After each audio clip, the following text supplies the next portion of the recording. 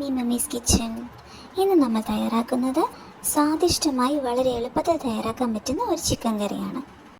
അതിനായി നമ്മൾ ആദ്യം ഒരു 2 കഷ്ണം ഇഞ്ചി, 10-15 അല്ലി വെളുത്തുള്ളി, 3-4 പച്ചമുളക് എന്നിവ ചേർത്ത് ഒരു മിക്സിയുടെ ജാറിൽ നല്ലപോലെ അരച്ചെടുക്കുക. അതിനുശേഷം ഒരു പാൻ എടുത്ത് അതിലേക്കൊരു 2-3 ടേബിൾ സ്പൂൺ വെളിച്ചെണ്ണ ഒഴിച്ച് അതിലേക്ക് നമ്മൾ അരച്ച് വെച്ച ഇഞ്ചി, വെളുത്തുള്ളി, പച്ചമുളക് പേസ്റ്റ് ഇട്ട് നല്ലതുപോലെ ഒന്ന് ഫ്രൈ ചെയ്തെടുക്കുക. ഇത് നല്ലതുപോലെ മൂത്ത് നമുക്ക് നല്ലൊരു ബ്രൗൺ കളർ കിട്ടണം. എന്നാലേ നമ്മുടെ ചിക്കൻ കറിക്ക് നമ്മുടെ ഉദ്ദേശിക്കുന്ന ടേസ്റ്റ് കിട്ടുള്ളൂ. ഇത് നല്ല കളറായതിനു ശേഷം നമ്മൾ അതിലേക്ക് അരിഞ്ഞു വെച്ചിരിക്കുന്ന സവോള ആഡ് ചെയ്യണം. ഒരു 4 മുതൽ 5 മീഡിയം സൈസ്ഡ് സവോളയാണ് നമ്മളിവിടെ ആഡ് ചെയ്യുന്നത്.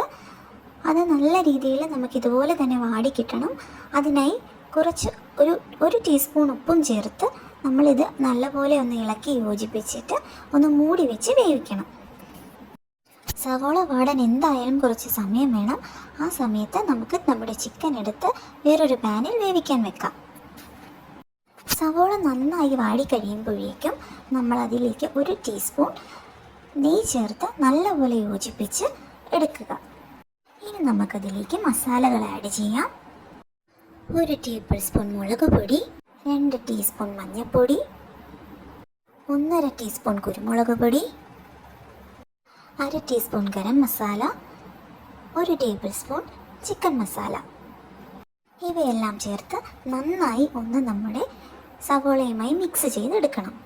നമ്മുടെ മസാലയുടെ എല്ലാം പച്ചമണം മാറുന്നത് വരെ ഒന്ന് ഇളക്കി നല്ല രീതിയിൽ നമ്മുടെ സവോളയുമായി യോജിപ്പിച്ച ശേഷം നമ്മൾ വേവിച്ച് വെച്ചിരുന്ന ചിക്കൻ എടുത്ത് ഇതിലേക്ക് നമ്മുടെ ഗ്രേവിയിലേക്ക് ആഡ് ചെയ്യാവുന്നതാണ്.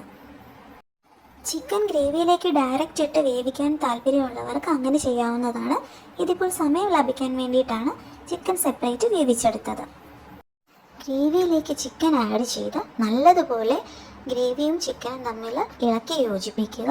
ചിക്കനിൽ എല്ലാത്തിലും നമ്മുടെ ഗ്രേവി നല്ലതായി കോട്ടാവുന്നത് വരെ ഒന്ന് യോജിപ്പിച്ചെടുക്കുക.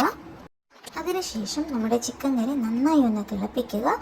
എന്നിട്ട് അതൊന്ന് മൂടി വെച്ച് ഒരു 5 മുതൽ 6 മിനിറ്റ് വരെ കുക്ക് ചെയ്തെടുക്കുക. ഇതിനുശേഷം ഒരു 1 മുതൽ 2 ടീസ്പൂൺ ടൊമാറ്റോ സോസ് ഇതിലേക്ക് ആഡ് ചെയ്യുക. എന്നിട്ട് നമ്മളത് നമ്മുടെ ചിക്കൻ കറിയിലേക്ക് നന്നായി ഇളക്കി യോജിപ്പിച്ചെടുക്കുക. ടൊമാറ്റോ സോസ് ആഡ് ചെയ്യാൻ താല്പര്യമില്ലാത്തവർക്ക് ഉള്ളി വാട്ടുന്ന കൂട്ടത്തിൽ തക്കാളി കൂടി അരിഞ്ഞിട്ട് വാട്ടിയെടുത്താലും മതിയാവും.